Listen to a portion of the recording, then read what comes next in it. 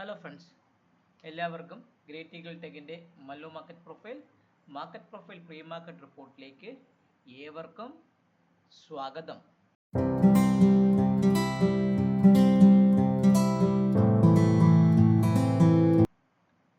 നിങ്ങളെ ഈ തമ്പനയിൽ കാണിച്ചേക്കുന്നത് പോലെ ട്രംപ് എണ്ണം വീണ്ടും പണി തുടങ്ങിയിട്ടുണ്ടേ.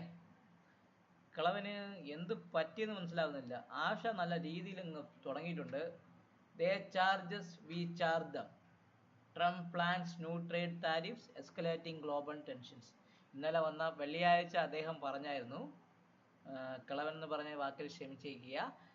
US പ്രസിഡന്റായ ട്രംപ് കഴിഞ്ഞ വെള്ളിയാഴ്ച ഇന്നലെ രാത്രി പറഞ്ഞായിരുന്നു, അടുത്ത ആഴ്ചയിൽ ഈ വരാൻ പോകുന്ന ആഴ്ചയിൽ ട്യൂസ്ഡേയോ മൺഡേയോ പുതിയ കൺട്രീസിലേക്ക് എന്താണ് ഓൺ ഫ്രൈഡേ ട്രംപ് എന്ത് പറഞ്ഞു, മൾട്ടിപ്പിൾ കൺട്രീസിലേക്ക് മൺഡേയോ ട്യൂസ്ഡേ നെക്സ്റ്റ് വീക്കിൽ താരിഫ് കൊണ്ടുവരാൻ പോകുന്നു എന്ന് ആശാൻ പറഞ്ഞിട്ടുണ്ട്.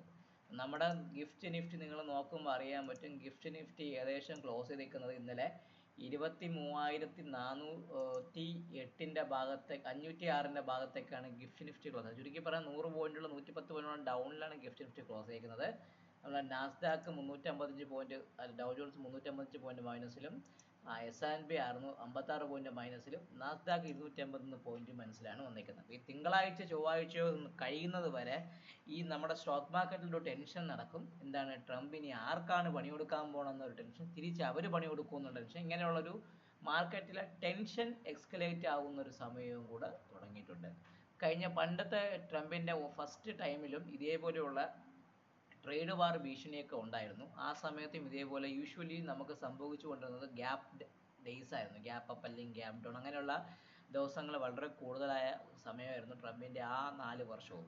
അപ്പോൾ അതേപോലെ വോളറ്റിലിറ്റി ആയിട്ടുള്ള ട്രേഡിംഗ് അവസരങ്ങൾ മാർക്കറ്റിൽ വീണ്ടും തുറന്നു കിട്ടിയതിന് ട്രംപ് അണ്ണനോട് നന്ദി പറഞ്ഞുകൊണ്ട് നമുക്ക് മാർക്കറ്റ് പ്രൊഫൈലിൻ്റെ വ്യൂവിലേക്ക് കടക്കാം.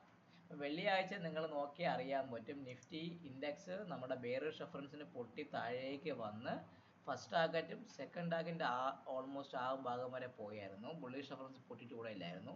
അതേപോലെ ബാങ്ക് നിഫ്റ്റി ബെയറിഷ് റെഫറൻസ് പൊട്ടി ബെയറിഷ് റെഫറൻസ് പൊട്ടി ആ ഭാഗം എന്നല്ലാതെ ഫസ്റ്റ് ടാർഗറ്റൊന്നും തന്നിട്ടില്ല. ചുരുക്കി പറഞ്ഞാൽ റിസർവ് ബാങ്ക് കഴിഞ്ഞ 5 വർഷത്തിന് ശേഷം 0.25% ഇൻട്രസ്റ്റ് റേറ്റ് കുറച്ച ഒരു ദിവസവും കൂടെ ആയിരുന്നു കഴിഞ്ഞ വെള്ളിയാഴ്ച, ഇന്നലെ കടന്നുപോയ ദിവസം. സോ മാർക്കറ്റിൻ്റെ കൺസ്യൂമറിൻ്റെ ഒരു മാർക്കറ്റിലേക്കുള്ള ലിക്വിഡിറ്റിയെ ഇൻക്രീസ് ചെയ്യാൻ വേണ്ടിയിട്ടും ഇൻട്രസ്റ്റ് റേറ്റ് കുറയ്ക്കാനും ലോൺസ് പോകുന്നില്ല എന്നൊക്കെ പരാതികളൊക്കെ ഉള്ളതൊക്കെ എല്ലാം കുറയ്ക്കാൻ വേണ്ടിയിട്ട് മാർക്കറ്റിലേക്ക് ലിക്വിഡിറ്റി കൊണ്ടുവന്ന ഒരു ഡിസിഷനും കൂടിയായിരുന്നു സഞ്ജയ് മൽഹോത്രയുടെ പുതിയ RBI ഗവർണറുടെ ഇൻട്രസ്റ്റ് റേറ്റ് ഡിസിഷൻ. സോ 5 വർഷത്തിന് ശേഷം ഇൻട്രസ്റ്റ് റേറ്റ് ആദ്യമായിട്ട് നമ്മുടെ മാർക്കറ്റിൽ കുറഞ്ഞിരിക്കുന്നു. ഇനി ബാങ്കുകൾ അത് കുറയ്ക്കോ ഇല്ലെന്നൊക്കെ നമുക്ക് പിന്നെ അറിയാൻ പറ്റുള്ളൂ. പക്ഷേ RBIയുടെ ഭാഗത്തു നിന്നുള്ള ആ ഒരു ഡിസിഷൻ തുടങ്ങിയിട്ടുണ്ട്. സോ ആ ഒരു ന്യൂസിൽ ഒരു വോളറ്റിലിറ്റി മാർക്കറ്റിൽ കണ്ടെങ്കിൽ കൂടി ഞാനത് കഴിഞ്ഞ വീഡിയോ പറഞ്ഞതാണ്, അവർ 0.25 കുറയ്ക്കുകയാണെങ്കിൽ പ്രോഫിറ്റ് ബുക്കിങ്ങിൻ്റെ ചാൻസും ഉണ്ടാകുമെന്ന് ഞാൻ വെള്ളിയാഴ്ച രാത്രി വീഡിയോയിൽ പറഞ്ഞിട്ടുണ്ടായിരുന്നു. സോ അതേപോലെ ഒരു പ്രോഫിറ്റ് ബുക്കിംഗ് വന്ന് എന്താണ് മാർക്കറ്റ് കൃത്യം നിങ്ങൾ നോക്കുമ്പോൾ നിങ്ങൾക്ക് അറിയാൻ പറ്റും, ഈ ഒരു റേഞ്ച് തന്നെയാണ് ആശാൻ കിടന്നത്. കഴിഞ്ഞ ചൊവ്വാഴ്ചത്തെ ഹൈയുടെ ആ ഒരു ഭാഗത്ത് തന്നെ കിടന്നാണ് ആശാൻ ക്ലോസ് ചെയ്തിട്ടുള്ളത്. വലിയൊരു ഡേഞ്ചർ ആയിട്ടുള്ള ഒരു ഡൗൺവേർഡ് മൂവ്മെന്റ് വന്നിട്ടില്ല. നിഫ്റ്റി കൃത്യമായിട്ട് പറയുകയാണെങ്കിൽ ആ S2ന്റെ ഭാഗം വരെ വന്ന് ആ ഏകദേശം ക്ലിയർ ആയ ക്ലോസ്. നിങ്ങൾ ശ്രദ്ധിച്ചായിരിക്കും, ഞാൻ ഇന്നലെ വെള്ളിയാഴ്ചത്തേക്ക് വരച്ച സമയത്ത് S2 വരെ മാത്രമേ ഞാൻ ബാങ്ക് നിഫ്റ്റിക്ക് S3 വരച്ചെങ്കിൽ കൂടി നിഫ്റ്റിക്ക് ഞാൻ S2 മാത്രമേ വരച്ചിട്ടുള്ളത്. അപ്പോൾ ആ ലെവലിൻ്റെ ഭാഗത്തേക്ക് വന്ന് ഒരു വലിയ ട്രേഡൊന്നും കിട്ടിയിട്ടില്ല. ചുരുക്കി പറഞ്ഞാൽ നമുക്ക് റൂമിൽ ഈ പീരീഡിൻ്റെ ഈ ട്രേഡ് സെറ്റപ്പിൽ ബാങ്ക് നിഫ്റ്റി 160 പോയിന്റ് കിട്ടിയായിരുന്നു. അതിൽ ഏകദേശം ഒരു 180-90 പോയിന്റ് അടുപ്പിച്ചോളം ബാങ്ക് നിഫ്റ്റിയുടെ പുട്ട് ഓപ്ഷനിൽ കിട്ടി. ആ ഒരു സുമാർ ട്രേഡ് കിട്ടിയതല്ലാതെ വേറെ വലിയ രീതിയിലുള്ള ട്രേഡൊന്നും കിട്ടിയിട്ടില്ലായിരുന്നു ചുരുക്കി പറഞ്ഞാൽ. സോ ട്രേഡ് കിട്ടിയത് വെച്ചാൽ പ്രോഫിറ്റബിലിറ്റി കിട്ടിയിട്ട് ദിവസം കൂടെ ആയിരുന്നു കടന്നു പോയത്. സോ ഈ വരാവുന്ന തിങ്കളാഴ്ചയും ചൊവ്വാഴ്ചയും മാർക്കറ്റിൽ വളരെയധികം വോളറ്റിലിറ്റി കാണും. ഈ ഒരു ട്രംപിൻ്റെ ന്യൂസ് നമ്മുടെ മാർക്കറ്റിനെ പോസിറ്റീവായ രീതിയിൽ ബാധിക്കുമോ നെഗറ്റീവായ രീതിയിൽ ബാധിക്കുമോ? പക്ഷേ ഇപ്പോഴത്തെ അവസ്ഥ പറയുന്നത് നെഗറ്റീവായ രീതിയിൽ ബാധിക്കും. അത് സംഭവിച്ചിട്ടില്ലെങ്കിൽ പോസിറ്റീവായിട്ട് മാർക്കറ്റ് ബിഹേവ് ചെയ്യാം. അങ്ങനെയുള്ള കാര്യങ്ങളുണ്ട്. അത് ആർക്ക് വേണ്ടി ആരുടെ പുറത്താണ് ഡെമോക്രാറ്റ്സിന്റെ വാള് വീഴുന്നു എന്ന ചിന്തയിലാണ് ഇപ്പോഴത്തെ വേൾഡ് മാർക്കറ്റുകളും നമ്മുടെ രാജ്യങ്ങളും നിൽക്കുന്നത്. രണ്ടാമത് ഇന്ന് ഞാൻ ഈ വീഡിയോ ചെയ്ത സമയത്ത് ഇന്ന് കാലത്ത് വന്ന ഡൽഹി ഇലക്ഷൻ റിപ്പോർട്ടിൽ BJP 27 വർഷത്തിന് ശേഷം ഡൽഹി അധികാരം ഭരണം പിടിച്ചിരിക്കുകയാണ്. സോ കേന്ദ്രം ഭരിക്കുന്ന പാർട്ടി തന്നെയാണ് ഡൽഹിയിലേക്ക് തിരിച്ചു വന്നിരിക്കുന്നത്. അത് മാർക്കറ്റിന് അല്ലെങ്കിൽ എക്കണോമിയെ സംബന്ധിച്ച് അല്ലെങ്കിൽ ഒരു പോസിറ്റീവായ ഒരു ഘടകമാണ്. കാരണം ഡൽഹിയെ കുറിച്ച് പറയുകയാണെങ്കിൽ നമ്മുടെ ഡൽഹി ഇലക്ഷൻ UP പോലെ ഒന്നും നമ്മളെ സ്റ്റോക്ക് മാർക്കറ്റിനെ ബാധിക്കുന്ന ഇലക്ഷൻ അല്ല. അപ്പോൾ അതുകൊണ്ട് അതിന് ഞാൻ അധികം ഒരു ഇമ്പോർട്ടൻസ് കൊടുക്കുന്നില്ല. സോ ഡൽഹിയിൽ തിരിച്ച് ഡൽഹി ഭരണം ചിലർ ചോദിച്ചിട്ടുണ്ട്, ഡൽഹി ഭരണം പോസിറ്റീവായിട്ട് വന്നിട്ടുണ്ടല്ലോ, അപ്പോൾ ഭരിക്കുന്ന പാർട്ടിയല്ലേ വന്നത്, അപ്പോൾ അതുകൊണ്ട് നമ്മുടെ സ്റ്റോക്ക് മാർക്കറ്റിന് ഗുണമാകുമെന്നൊക്കെ ചോദിച്ചുകൊണ്ട് പലരും മെസ്സേജ് അയച്ചിട്ടുണ്ടായിരുന്നു. എൻ്റെ ഒരു അഭിപ്രായത്തിൽ അങ്ങനെ ഒരു പോസിറ്റീവായിട്ടുള്ള എന്താ പറയുക, ഉത്തർപ്രദേശിലോ അല്ലെങ്കിൽ നമ്മുടെ ബാക്കിയുള്ള 3-4 സ്റ്റേറ്റിലെ വന്ന പോലുള്ള വലിയൊരു റാലിയൊന്നും ഞാൻ മാർക്കറ്റിൽ പ്രതീക്ഷിക്കുന്നില്ല.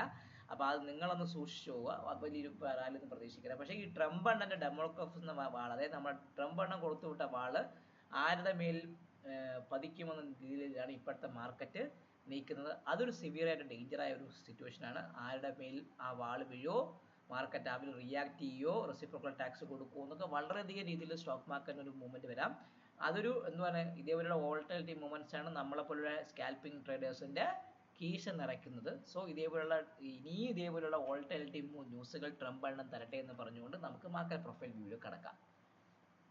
കഴിഞ്ഞ വെള്ളിയാഴ്ച നമ്മുടെ നിഫ്റ്റിയിലെ ഇൻഡെക്സിൽ കടന്നുപോയത് ഒരു നോർമൽ വേരിയേഷൻ അല്ല, പകരം ഒരു ന്യൂട്രൽ എക്സ്ട്രീം ഡൗൺ ആയിരുന്നു നിഫ്റ്റിയിൽ സംഭവിച്ചത്. നിങ്ങൾ നോക്കിയാൽ അറിയാം, നിഫ്റ്റി ആ ഫസ്റ്റ് സമയത്ത് വന്ന സമയത്ത് ഇവിടെ ഈ ഭാഗത്തേക്ക് നിഫ്റ്റിയുടെ സ്പോട്ട് മാർക്കറ്റിൽ മുകളിലോട്ട് പോയി ആശാൻ തിരിച്ച് താഴേക്ക് ഇറങ്ങിയായിരുന്നു. ഇറങ്ങി വന്നതിന് ശേഷം താഴത്തെ ന്യൂട്രൽ എക്സ്ട്രീം ഡൗണിൻ്റെ ഭാഗത്താണ് ക്ലോസ് ചെയ്യുന്നത്. ചുരുക്കി പറഞ്ഞാൽ ന്യൂട്രൽ എക്സ്ട്രീം ഡൗണിൻ്റെ ക്ലോസിംഗ് വന്ന് 23,560 ഭാഗത്താണ്.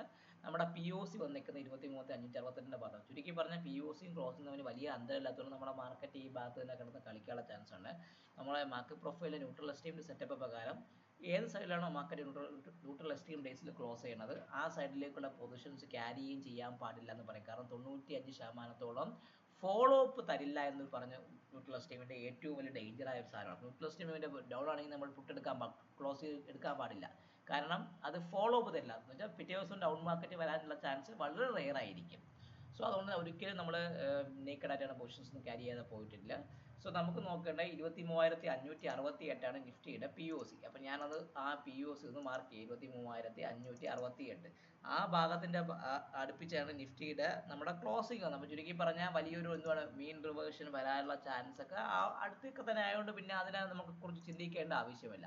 നമ്മളെ സംബന്ധിച്ച് നിഫ്റ്റിയിൽ ഇനി ഒരു ബൈ എന്ന് പറയുമ്പോൾ ഈ ഇന്നലത്തെ വെള്ളിയാഴ്ച വന്ന ഹൈ 23,696 മുകളിൽ 695 മുകളിൽ മാത്രം നിങ്ങൾ ചിന്തിച്ചാൽ മതി. സോ അതിൻ്റെ ഒരു ഫെയിൽഡ് ഓപ്ഷൻ ആയതുകൊണ്ട് 23,696 23,696 ആണ് എന്നെ സംബന്ധിച്ചുള്ള ബുള്ളിഷ് റഫറൻസ്. ഇതൊക്കെ ഇൻഡെക്സിൻ്റെ ലെവലാണ്, ഫ്യൂച്ചറിൻ്റെ ലെവലല്ല കേട്ടോ. അപ്പോൾ അതൊന്ന് ഓർത്തോണം. കാരണം നമ്മളെ സെബിയുടെ മാൻഡേറ്റ് പ്രകാരം ഇൻഡെക്സ് മാത്രമേ പറയാൻ പറ്റുള്ളൂ, ഫ്യൂച്ചേഴ്സ് പറയാനില്ല. അപ്പോൾ ഞാൻ അതുകൊണ്ട് ഫ്യൂച്ചർ ഇൻഡെക്സിൻ്റെ ലെവൽ വെച്ച് 23,696 മുകളിൽ മാത്രമേ ബൈ ഉള്ളൂ. നിഫ്റ്റിനെ നിഫ്റ്റിയെ സംബന്ധിച്ച് എന്നെ സംബന്ധിച്ച സെല്ലിംഗ് എന്ന് പറയുമ്പോൾ നിഫ്റ്റിയിൽ ഒരു കാര്യം ഓർത്ത് 23,474 താഴെ മാത്രമേ ഞാൻ സെല്ലിംഗ് എടുക്കുകയുള്ളൂ. 23 ബെയറിഷ് റെഫറൻസ് എന്ന് പറയുമ്പം 23,474 താഴെ മാത്രമേ ഞാൻ അത് എടുക്കൂ. 23,474 താഴെ മാത്രമേ ഒരു സെല്ലിനെ കുറിച്ച് ഞാൻ ചിന്തിക്കുള്ളൂ. അപ്പോൾ ഇതാണ് എന്നെ സംബന്ധിച്ചുള്ള ഒരു ബുള്ളിഷ് റെഫറൻസ്. നമ്മൾ 23,696, ബെയറിഷ് എന്ന് പറയുമ്പോൾ 23,474, POC നിൽക്കുന്ന 23,568, നമ്മുടെ ക്ലോസ് നിൽക്കുന്നത് 563 ഭാഗത്ത്. സോ ഇനി നമുക്ക് നോക്കേണ്ട മുകളിലോട്ട് പോകുമ്പോൾ ഇവിടെ വരെ പോകും നോക്കണമല്ലോ. 23,696 മുകളിൽ മാർക്കറ്റ് നിൽക്കുകയാണെങ്കിൽ ഫസ്റ്റ് ടാർഗറ്റ് എന്ന് പറയുമ്പോൾ ഈ POC ആണ് 23,743. 23,743 ഭാഗത്തേക്ക് പോകാം. 23,743 ആണ് എന്നെ സംബന്ധിച്ചുള്ള R1. അത് ഞാനൊന്ന് മാർക്ക് ചെയ്ത് വെച്ചു. R1 എത്രയാണ്? 23,743. ഇനി അതിന് മുകളിൽ നിൽക്കുകയാണെങ്കിൽ അടുത്തത് ഏതാണ്? അടുത്തത് R2 എന്ന് പറയുമ്പോൾ ഈ POC ആയ 23,819. സോ ഇതാണ് എന്നെ സംബന്ധിച്ചുള്ള R2 23,819. ഇതായിരിക്കും ഞാനൊരു മുകളിലേക്കുള്ള ഒരു ലെവൽ പ്രതീക്ഷിക്കുന്നത്. ഇപ്പം ക്ലിയർ ആയാലും നിങ്ങൾ 23,743 മുകളിൽ നിൽക്കുകയാണെങ്കിൽ 23,819. ഇനി നമുക്ക് നോക്കേണ്ട താഴേക്ക് എവിടം വരാം. താഴേക്ക് 23,474 ആണ് നമ്മുടെ ബെയറിഷ് റെഫറൻസ്. അത് പൊട്ടിയാൽ മാത്രമേ നമ്മൾ സെല്ലിനെ കുറിച്ച് ചിന്തിക്കുള്ളൂ. സോ 23,474 പൊട്ടുകയാണെങ്കിൽ ഫസ്റ്റ് ടാർഗറ്റ് 23,422 എന്ന് പറഞ്ഞ ഈ ഒരു FA പോയിന്റിന്റെ ഭാഗത്തേക്ക് വരാം. 23,422 ആണ് നമ്മളെ ആദ്യത്തെ S1 അത് ഞാനൊന്ന് മാർക്ക് ചെയ്ത് വെച്ചു. S1 കൃത്യമായിട്ട് മാർക്ക് ചെയ്ത് വെച്ചു. ഇനി നമുക്ക് നോക്കേണ്ടത് S2. എന്താണ് S2? S2 എന്ന് പറയുമ്പോൾ ഈ ഒരു ഇമ്പോർട്ടൻ്റ് ആയ ഒരു കാര്യമാണ്. ഈ ഒരു സ്പൈക്കിൻ്റെ ഏരിയ ആയ 23,370 എത്രയാണ്? 23,360 ആണ് സെക്കൻഡ്. 23,360 അത് S2. അതിന് താഴെ മാർക്കറ്റ് നിൽക്കുകയാണെങ്കിൽ ഓർത്തുകൊള്ളുക, 23,300 എന്ന് പറഞ്ഞാൽ ഈ ഒരു POCയുടെ ഭാഗത്തേക്ക് ടെസ്റ്റ് നടക്കാനുള്ള ചാൻസ്, 23,301 എന്ന് പറഞ്ഞാൽ ഈ ഒരു POCയുടെ ഭാഗത്തേക്ക് വരാനുള്ള ചാൻസ് വളരെയധികം കൂടുതൽ. അപ്പോൾ ഇതാണ് എന്നെ സംബന്ധിച്ചുള്ള S3. കാരണം താഴേക്ക് S3 വരച്ച വേറൊന്നും കൊണ്ടല്ല, നമ്മുടെ മാർക്കറ്റിൽ ഈ ഒരു ട്രംപ് അണ്ണൻ്റെ ഒരു താരിഫിൻ്റെ കേസൊക്കെ മാർക്കറ്റിലേക്ക് വരുന്നത് കൊണ്ട് മാർക്കറ്റ് നല്ല വോൾട്ടൈൽ ആയിരിക്കും. അപ്പോൾ ആ വോൾട്ടിലിറ്റി ഉള്ളത് കൊണ്ട് തക്കതായ ഒരു മൂവ്മെൻറ്റ് വരാനുള്ള ചാൻസ് വളരെയധികം കൂടുതലാണ്. അപ്പോൾ നമുക്ക് നോക്കേണ്ടത് ബാങ്ക് നിഫ്റ്റിയാണ്. ബാങ്ക് നിഫ്റ്റി എണ്ണം കഴിഞ്ഞ ആഴ്ച കൃത്യമായിട്ട് പറയാം, ഇന്നലെ നമ്മുടെ ബെയറിഷ് റെഫറൻസ് പൊട്ടിയെങ്കിൽ കൂടെ ഒരു ട്രേഡബിൾ ആക്ഷൻസ് കുറവായിരുന്നു. നമ്മളെ സംബന്ധിച്ച് നമ്മൾ മാർക്കറ്റ് പ്രൊഫൈൽ സെറ്റപ്പ് ട്രേഡർ അല്ലെങ്കിൽ കോണ്ടെക്സ്റ്റ് ട്രേഡർ ആയതുകൊണ്ട് നമുക്ക് ഈ പീരീഡിലെ ട്രേഡ് സെറ്റപ്പ് കിട്ടിയായിരുന്നു. അത് പ്രകാരം 163 പോയിന്റോളം ബാങ്ക് നിഫ്റ്റി അടിച്ചായിരുന്നു നമ്മുടെ എൻട്രി പോയിന്റ് എന്ന്. നമ്മുടെ പുട്ട് ഓപ്ഷൻസിൽ ഏകദേശം പറഞ്ഞാൽ 10, 90, 100, 50, 500ൻ്റെ പുട്ടൊക്കെ 800 നിന്ന് 753 കിടന്ന പുട്ട് 900 വരെ പോയായിരുന്നു. നമ്മളെ സംബന്ധിച്ച് നമുക്ക് 70 തൊട്ട് 100 പോയിന്റ് എടുക്കുക, അല്ല 50 പോയിന്റ് മിനിമം എത്തുമ്പോൾ പ്രോഫിറ്റ് പകുതി ബുക്ക് ചെയ്യും. അതിനുശേഷം കിട്ടുന്നതൊക്കെ നമ്മളെ ബോണസ് എന്ന രീതിയിലാണ് നമ്മളെ ട്രേഡിംഗ് സിസ്റ്റം നമ്മൾ ഡെവലപ്പ് ചെയ്ത് വെച്ചിരിക്കുന്നത്. അപ്പോൾ നമ്മൾ സ്കാൽപ്പ് ചെയ്തു, പ്രോഫിറ്റ് എടുത്തു, എക്സിറ്റ് ആയിരുന്നു. നമുക്ക് നോക്കേണ്ട ബാങ്ക് നിഫ്റ്റിയുടെ ആ ഒരു ലെവൽ, ബാങ്ക് നിഫ്റ്റിയുടെ ഇൻഡെക്സിൻ്റെ ആ ഒരു ലെവൽ എവിടെയാണ്, ആ ലെവൽ പ്രകാരം ബാങ്ക് നിഫ്റ്റി ആശാൻ എങ്ങോട്ട് പോകുന്നൊക്കെ നമുക്ക് നോക്കാം. സോ ബാങ്ക് നിഫ്റ്റിയുടെ ഒരു നോർമൽ വേരിയേഷൻ ഡൗൺ ഡേ ആയിരുന്നു. നമ്മുടെ POC വന്നിരിക്കുന്നത് 50,255 ഭാഗത്തും ബാങ്ക് നിഫ്റ്റി ആ ഭാഗത്ത് അടുപ്പിച്ച് തന്നെ ക്ലോസ് ചെയ്യുന്നത് 50,255 ബാങ്ക് നിഫ്റ്റിയുടെ POC. അപ്പോൾ ഞാനത് മാർക്ക് ചെയ്ത് വെച്ചു. 50,000 POC വന്നിരിക്കുന്നത് 50,255.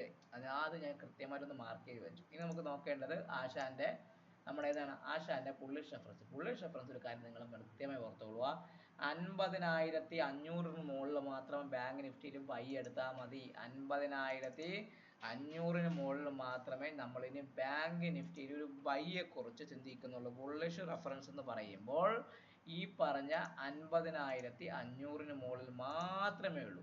ഇനി ബാങ്ക് നിഫ്റ്റി ബെയറിഷ് ഉണ്ടല്ലോ, ആ ബെയറിഷ് മറക്കല്ല. ഈ POC 49,845 താഴെ മാത്രമേ ഞാൻ സെല്ല് എടുക്കുകയുള്ളൂ. 49,845 താഴെ മാത്രമേ ബാങ്ക് നിഫ്റ്റിയുടെ ഇൻഡെക്സ് ആണ്, സ്പോട്ട് ആണ്, അത് ഓർത്തോണേ. 49,845 താഴെ മാത്രമേ നമ്മളൊരു സെല്ലിനെ കുറിച്ച് ചിന്തിക്കുകയുള്ളൂ. അപ്പോൾ ക്ലിയർ ആയല്ലോ. ബുള്ളിഷ് റെഫറൻസ് പറയുമ്പോൾ എത്രയാണ്?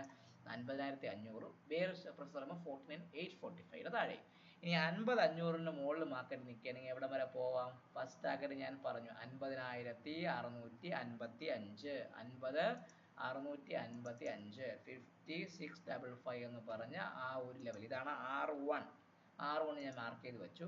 അതിന് മുകളിൽ R2 എന്ന് പറയുമ്പോൾ വ്യക്തമായി ഓർത്തോളുക 50,820. 50,820 R2 എന്ന് പറയുമ്പോൾ R2 കൃത്യമായി ഞാൻ മാർക്ക് ചെയ്ത് വെച്ചു. 50,820 ആണ് നിഫ്റ്റി ബാങ്ക് നിഫ്റ്റിയിലെ R2. ഇതിനപ്പുറത്തെ ഒരു മൂവ്മെന്റ് ഞാൻ പ്രതീക്ഷിക്കുന്നില്ല, അത് വരണമെങ്കിൽ വരട്ടെ.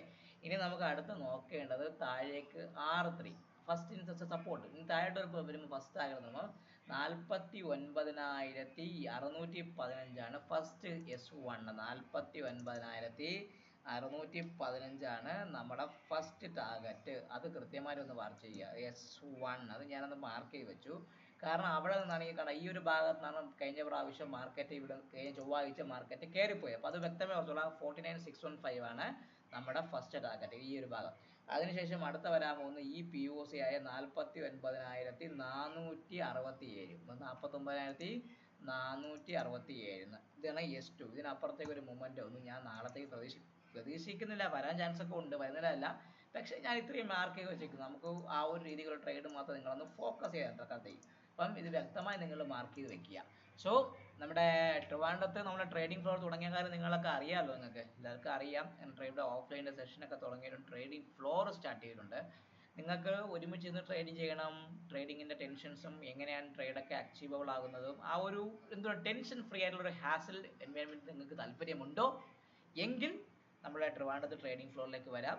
എൻ്റെ കൂടെ, എന്നെ പോലെയുള്ള കുറേ ട്രേഡേഴ്സിൻ്റെ കൂടെ നിങ്ങൾക്ക് ഒരുമിച്ചിരുന്ന് ട്രേഡ് ചെയ്യുക. അപ്പോൾ എല്ലാവർക്കും ഒരിക്കൽ കൂടി നന്ദി. വീഡിയോ കാണുക, ചാനൽ കാണുക, ലൈക്ക് ചെയ്യുക, കമൻറ്റ് ചെയ്യുക, സബ്സ്ക്രൈബ് ചെയ്യുക. കാരണം യൂട്യൂബിൻ്റെ അൽഗോരിതം മാറിക്കിടക്കുകയാണ്. വല്ലാത്തൊരു വ്യൂഷപ്പ് കുറഞ്ഞു വരുന്നു. കാരണം പൊതുവേ ഇപ്പോൾ ആൾക്കാർക്ക് എല്ലാം ഒരു സമയം കൊടുക്കാനുള്ള ഒരു എന്തുവാണ് വീഡിയോ കാണാൻ സമയം കൊടുക്കാൻ താല്പര്യം വളരെ കുറവാണ്. പ്രത്യേകിച്ച് നിങ്ങൾക്ക് നോക്കുമ്പോൾ അറിയാം, ഞാൻ കൊടുക്കുന്ന ലെവൽസുകളൊക്കെ ഏകദേശം അച്ചീവായി വരുന്നുമുണ്ട്. സോ നിങ്ങൾ ആക്ച്വലി നിങ്ങളൊരു ട്രേഡിങ് നിങ്ങളൊരു കരിയറായി നിങ്ങൾ ബിൽഡപ്പ് ചെയ്യണമെന്ന് താല്പര്യമുണ്ടെങ്കിൽ ഈ ലെവലൊന്നും നിങ്ങൾ വാച്ച് ചെയ്യുക. നിങ്ങൾ സ്വന്തമായ രീതിയിൽ ഒരു സിസ്റ്റം ഡെവലപ്പ് ചെയ്യാൻ ശ്രമിക്കുക. സോ എല്ലാവർക്കും ഒരിക്കൽ കൂടി നന്ദി. Take care. Bye bye.